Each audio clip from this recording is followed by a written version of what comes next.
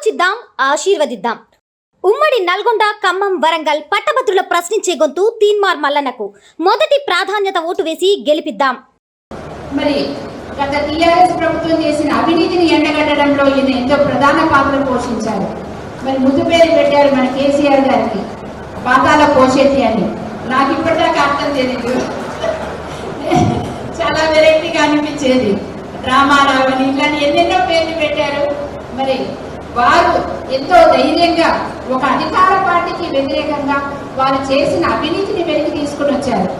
మరి ముఖ్యంగా కాళేశ్వరం ప్రాజెక్టు మొట్టమొదటిగా మల్లన్న గారే బయటికి తీసుకొచ్చారు, అందులో ఉన్న అవినీతిని. ఇలాంటి ఎన్నో సమస్యల మీద పోరాడారు, మన కోసం పోరాడారు.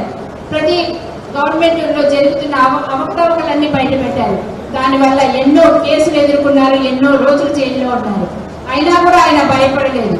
నిరంతరం ప్రజల కోసం పోరాడుతూ ప్రశ్నిస్తూ మన ఉపాధ్యాయులు కానీ, ఉద్యోగులు కానీ, నిరుద్యోగుల సమస్యలు, విద్యార్థుల సమస్యలు, రైతుల సమస్యలు ప్రతి ఒక్కటి వెలుగులోకి తీసుకొస్తూ మనందరికి ఆలోచింపచేస్తూ సామాన్యుల్లో కూడా అర్థమయ్యే భాషలో మనకు అర్థమయ్యే విధంగా నిరక్షరాస్యులో కూడా అర్థమైంది ఆయన చెప్పింది.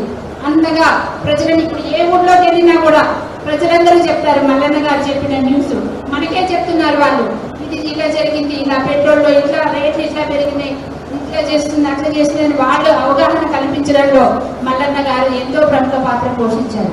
అలాంటి మల్లన్న గారు గత 30 సంవత్సరాల నుంచి ఎన్నోసార్లు పోరాటాలు చేస్తూ వస్తున్నారు.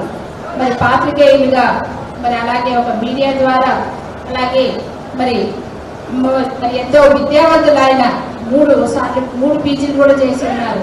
ఇలాంటి వ్యక్తిని మనం ఇప్పుడు ఎంతో విజ్ఞతతో ఆలోచించి మంచి మెజార్టీ గెలిపించుకుంటే మరి మన సమస్యల మీద ఆయనకు అవగాహన ఉంది. ప్రతి ఒక్కరి సమస్య మీద కనుక ఆ సమస్యను ఖచ్చితంగా పరిష్కరిస్తారు, తగిన న్యాయం చేకూరుస్తారు. ఆలోచిద్దాం, ఆశీర్వదిద్దాం. ఉమ్మడి నల్గొండ, ఖమ్మం, వరంగల్ పట్టభద్రుల ప్రశ్నించే గొంతు తీన్మార్ మల్లన్నకు మొదటి ప్రాధాన్యత ఓటు వేసి గెలిపిద్దాం.